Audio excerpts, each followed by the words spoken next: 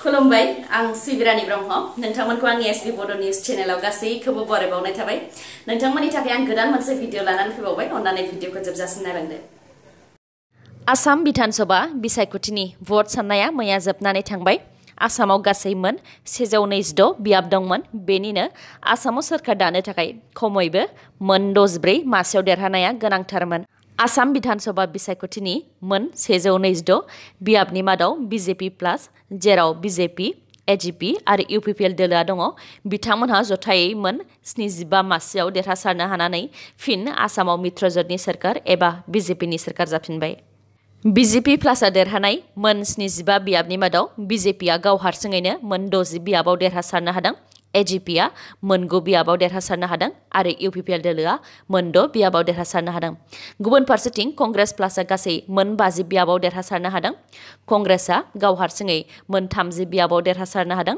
एआईयूडीएफआ गाव हारसिङै मोन 16 बियाबाव देरहासारनो हादों आरो बीपीएफआ गाव हारसिङै मोन 4 बियाबाव देरहासारनो हादों बीजेपी आरो कंग्रेसनि अनगायैबो आसामाव गोदानैसो राजखान्थि हान्जा जोनोम मोननाय रायजो दलआ मोनसे बियाबाव देरहासारनो हादों बिटिआर ओनसोलनि मोन 12 बियाबनि मादाव यूपीपीएल दोलोआ मोन 6 मासियाव देरहासार जानो हादों उदालगुरि बियाबाव गबिन्द चन्द्र बसुमतारी बिथाङा देरहासार जानो हादों बिथांनि बेरेखायै दंमोन रिहन दैमारी बीपीएफ हान्जानिफ्राय नैथियाव दङ सानजा क'क्राझार बियाबनिफ्राय लरेन्स इस्लारि बिथाङा देरहासार जानो हादों बिथांनि बेरेखायै दंमोन बीपीएफ हान्जानिफ्राय प्रमिला रानी ब्रह्म थामथियाव दङ सिडली बियाबनिफ्राय यूपीपीएलनि जयन्त बसुमतारी बिथाङा देरहासारनो हादों बिथांनि बेरेखायै दंमोन बीपीएफ हान्जानिफ्राय चन्दन ब्रह्म ब्रैथियाव दङ तामुलपुर बियाबनिफ्राय यूपीपीएलनि लेहराम बर' बिथाङा देरहासार जानो हादों बिथांनि बेरेखायै दंमोन बीपीएफ हान्जानिफ्राय रंजा खुंगुर बसुमतारी बिथाङा बिसायख'थि जानायनि माखासे सान सिगांसो बीपीएफ एंगारनानै बीजेपी राजखान्थि दोलोआव आखाइ हमहैदोंमोन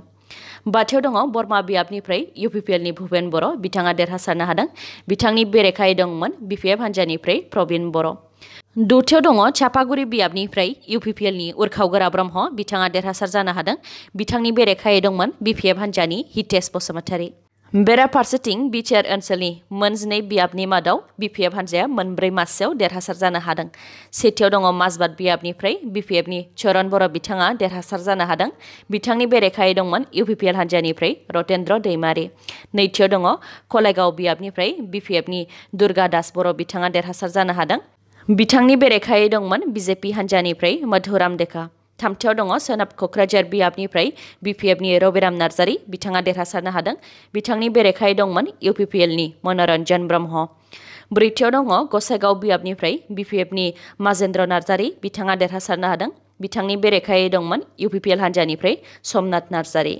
यूपीपीएल आरो बीपीएफनि अनगायैबो बिटिआर ओनसोलाव बीजेपी हान्जाया मोन 4 बियाबाव बिसायख'थिखौ गेलेदोंमोन पानेरी बियाबाव बिश्वजित दैमारी बिथाङा बीजेपी हान्जानि जानानै देरहासारनो हादों बिजनी बियाबाव अजय कुमार राय बिथाङाबो बीजेपी हान्जानि जानानै देरहासारनो हादों गुबुन फारसेथिं कलाइगाव आरो माजबाद मोननै बियाबाव बीजेपी हान्जाया जेनदों देरहानायफोरनि मादाव बिजाथिफोरा बेसेबां बांसिन भटआव देरहानो हादों बेफोरनि सोमोन्दै एसे बुंनानै होनोसै सेथियाव दङ सानजा क'क्राझार बियाबनि यूपीपीएलनि लरेन्स इस्लारि बिथाङा 20,000नि बांसिन भट मोननानै देरहासार जानो हादों नैथियाव दङ उदालगुरि बियाबनि यूपीपीएलनि बिजाथि गबिन्द चन्द्र बसुमतारी बिथाङा 4,818 बांसिन भट मोननानै देरहासार जानो हादों थामथियाव दङ सिडली बियाबनि यूपीपीएलनि बिजाथि जयन्त बसुमतारी बिथाङा 30,000निबो बांसिन भट मोननानै देरहासारनो हादों ब्रैथियाव दङ चापागुरि बियाबनि यूपीपीएलनि बिजाथि उरखावगोरा ब्रह्म बिथाङा 26,000नि बांसिन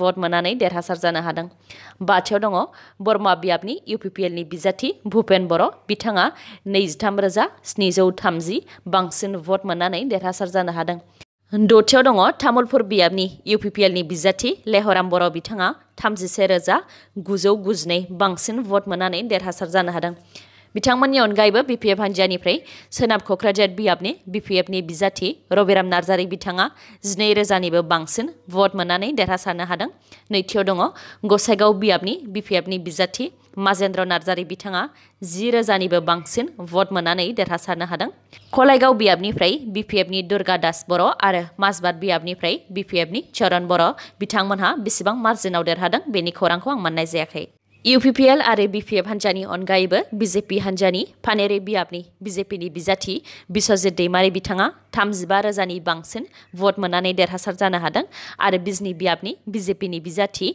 अजय कुमार रय बिथाङा 900 बांसिन भट मोननानै देरहासार जानो हादों। बिटिआरनि सिंनि अनगायैबो बिटिआरनि बायजोआव थानाय माखासे गोजौ थाखोनि दैदेनगिरिफोरनि सोमोन्दै फोरमायनानै होनोसै। माजुलि बियाबाव चिफ मिनिस्टार सर्बानन्द सनवाल बिथाङा 42,571 बांसिन भट मोननानै देरहासारनो हादों।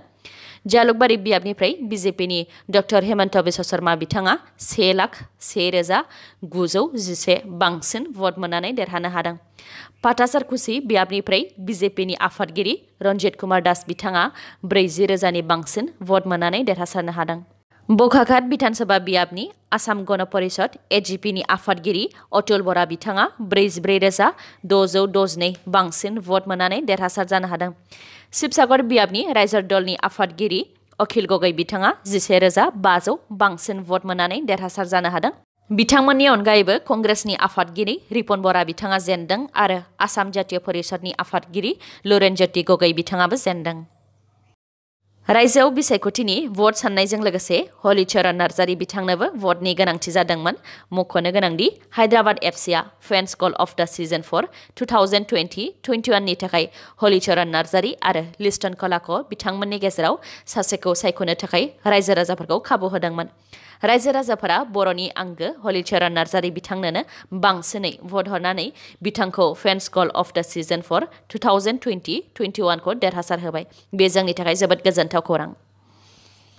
आसाम बिधानसभा बिसायख'थियाव जेनखांनायनि उनावनो आसाम प्रदेश कंग्रेस कमिटिनि आफादगिरि रिपन बरा बिथाङा आफादगिरिनि बिबानखौ एंगारबाय। बिथां रिपन बराया नेशनेल कंग्रेस प्रेसिडेन्ट सनिया गान्धी बिथांनिसिम लाइजाम लिरहरदों। लाइजामाव बिथाङा लिरनाय बायदिब्ला थांनाय 4 बोसोराव कंग्रेस राजखान्थि हान्जाखौ गोजौआव लाबोनो थाखाय गोबां नाजादोंमोन। BJP आरो RSSनि धोरोमखौ लानानै राजखान्थि खालामनायखौबो फोजोबस्रांनो नाजादोंमोनब्लाबो हायासै आरो बेनि थाखाय गोबां खस्थ' खालामदोंमोन होननानै बुंथिदों बिथाङा।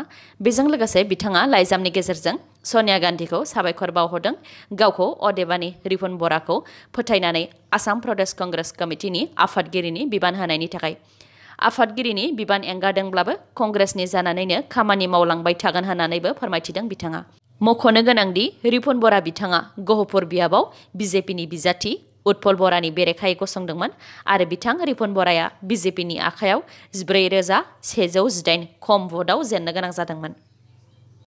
बिसायख'थिनि भट सानबाय थानायनि गेजेरावनो मानकाचाराव गिख्रंथाव अर।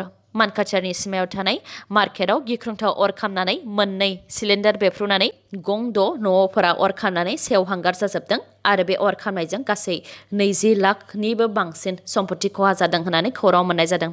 बे गिख्रंथाव अर खामनायखौ गिबियाव केन्डेलनिफ्रायनो अर खामनाया जागायजेनदों होननानै सन्देह खालामनाय जादों।